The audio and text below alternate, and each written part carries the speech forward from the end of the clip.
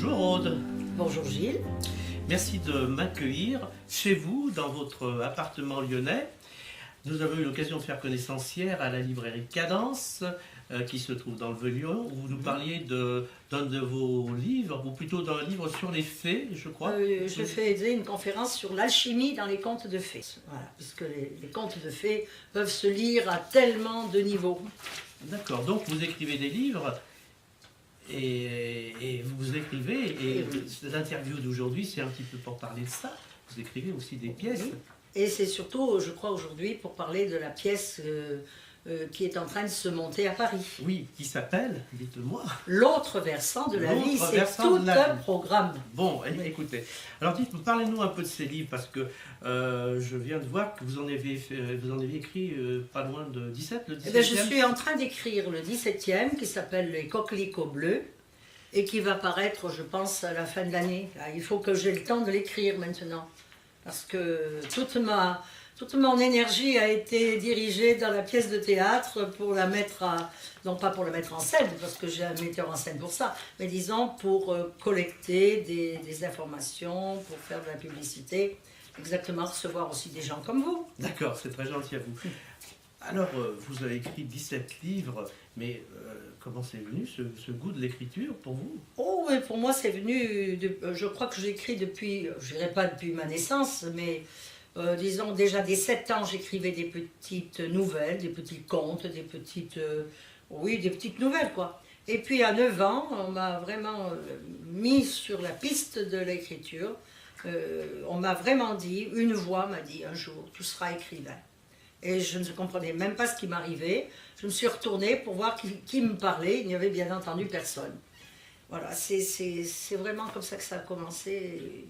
D'accord. Donc, Et le théâtre?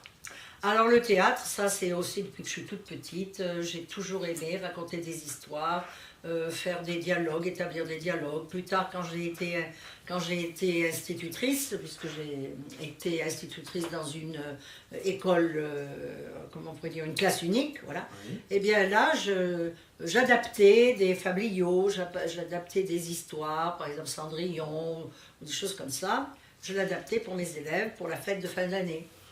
Et j'adorais ça. D'accord. Alors vous avez des dons, j'ai appris aussi que vous aviez des dons, vous faites du tarot, Je ne sais pas si c'est du don. je sais pas, vous soignez aussi. Oui. Oui, c'est vrai que là, j'ai eu la chance.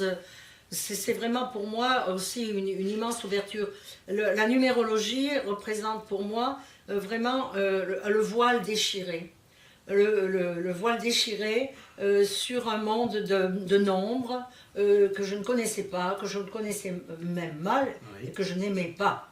Voilà, j'étais très mauvaise en mathématiques et archi nulle en arithmétique. D'accord. Et puis un jour, j'ai reçu la numérologie, c'est-à-dire l'autre versant, non pas l'autre versant de la vie, vous voyez, je fais beaucoup dans les versants quand même, hein. L'autre côté du nombre, son côté symbolique, son côté alchimique même, son côté cosmique, on va dire. Voilà. Et là, alors là, pour moi, c'est un régal, c'est vraiment une vocation. Et de là est venu aussi après le tarot, et pour moi, c'est la même chose. L'un explique l'autre, l'autre explique l'un, et ils se complètent et ils s'améliorent mutuellement. Oui. On va peut-être parler de la pièce maintenant, donc, qui s'appelle L'autre versant. De la vie. L'autre versant de la vie. Oui. Comment l'idée d'écrire cette pièce vous est venue? Eh bien, à vrai dire, les idées, on ne sait pas très bien quand est-ce qu'elles vous viennent, elles viennent, c'est tout. Donc peut-être quelques muses invisibles m'a guidée. C'était une période de ma vie où j'avais certainement à revenir sur moi-même, peut-être aussi à éclaircir des choses dans ma vie, par rapport peut-être à comment dire, des témoignages que j'avais entendus, et qui, tout d'un coup, il me semble qu'il devenait urgent que cette chose-là soit dite autrement que ce qui est dit dans les films. Forcément, une pièce de théâtre ne peut pas avoir ne peut pas être faite de la même façon qu'un film. Une pièce de théâtre, ça dure 1h30, et un film aussi, mais ça demande beaucoup plus de temps pour fabriquer un film avec le scénario et tout. Là, je crois que c'est beaucoup plus percutant, plus rapide. Mais je n'ai pas vraiment voulu le faire. ça c'est fait. Vous pouvez nous en parler un tout petit peu plus de la pièce? Oui, un tout petit peu plus. Pas trop, hein, Pas trop, hein. non. Voici, disons que c'est une histoire très, finalement, relativement connue, que des millions de gens ont vécu, mais forcément dans d'autres circonstances. Là, il s'agit d'un homme d'une soixantaine d'années qui réussit très très bien dans son métier. Il est cardiologue, chirurgien réputé, mais il a laissé de côté toute la famille. Il s'est retiré en quelque sorte dans son monde et sa famille, eh bien, elle est en perte d'affection. Et voilà, il va y avoir cet accident que peut-être au fond son âme attend et a demandé. Bon. Et là, tout va changer. Il va faire le fameux voyage. Et alors ce voyage, je ne vous en parlerai pas. Venez au théâtre et vous voyagerez avec Benoît. D'accord. Alors,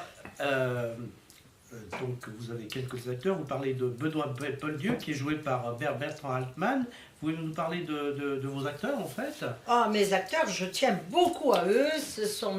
Je ne voudrais pas dire ce sont mes enfants, moi je n'oserais pas, mais quelque part je sais que c'est eux qui vont donner de la puissance, qui vont donner de la couleur, qui vont donner de la vie à ce que j'ai écrit un jour sur mon cahier d'écolier. Vous voyez?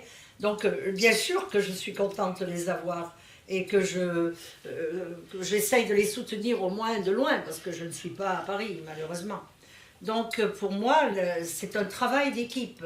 Et là, on est une fameuse équipe, il y a les 5 acteurs, il y a bien sûr le metteur en scène, il y a le monsieur qui fait les décors, Pierre Gilles, il s'appelle Gilles aussi, et le musicien qui a créé la musique exprès pour cette pièce, qui s'appelle donc Philippe Rossi. D'accord. Je précise que le metteur en scène s'appelle Henri Lazzarini. Voilà, Henri Lazzarini est un ami de longue date, et j'ai beaucoup apprécié ses mises en scène. Et très souvent, j'ai pu profiter de mes passages à Paris pour aller, parce qu'il m'invitait à voir les pièces qu'il avait montées, quoi. Alors il y a aussi le rôle d'Irina qui est joué par Françoise Carrière, qui est la femme de Benoît Poeldieu. Oui. Voilà, et puis il y a les enfants.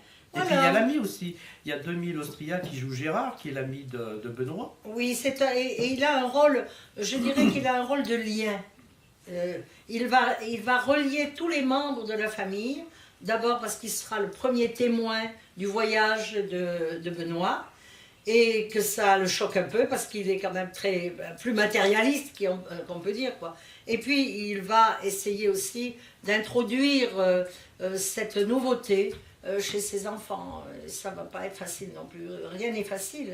On lui a demandé de l'autre côté de venir se réconcilier avec les siens, mais on ne se réconcilie pas simplement comme ça en moins de deux, il faut travailler là-dessus.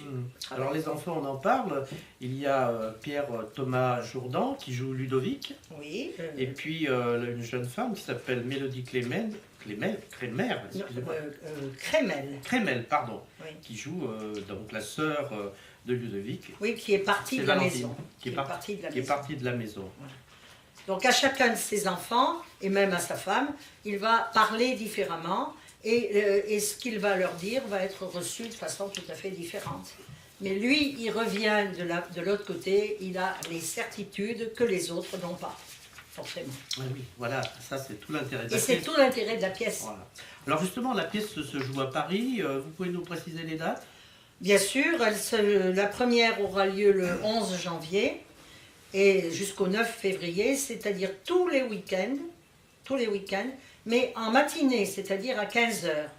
Le metteur en scène a choisi cette heure parce qu'elle permet aux gens de faire des allers-retours. Par exemple, si vous déplacez à Lyon, vous pouvez faire l'aller-retour dans la journée. Voilà, très Voilà. facile, oui, effectivement.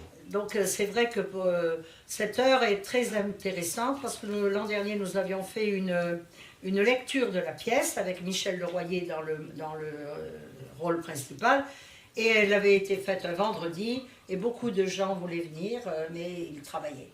Donc voilà, là ils n'auront pas le prétexte d'être au travail cette année. Bien, très bien.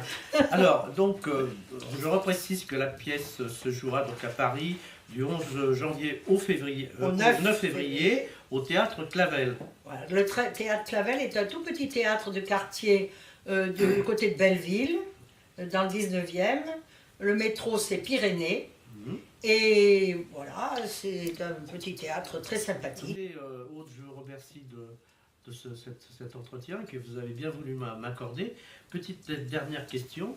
Est-ce qu'on aura le droit de l'avoir aussi, nous, en province? Parce qu'on est jaloux. Toujours à Paris que ça se passe. Mais il n'y a pas d'exclusivité parisienne. J'espère. Trouvez-moi un metteur en scène et un théâtre et je vous donne ma pièce, bien sûr. Je pense qu'il arrivera en temps voulu, ce metteur en Je scène. l'espère aussi. Merci à vous en tout cas. Merci pour cet entretien. Et puis à très bientôt à Paris. Mais oui, Gilles, j'espère bien.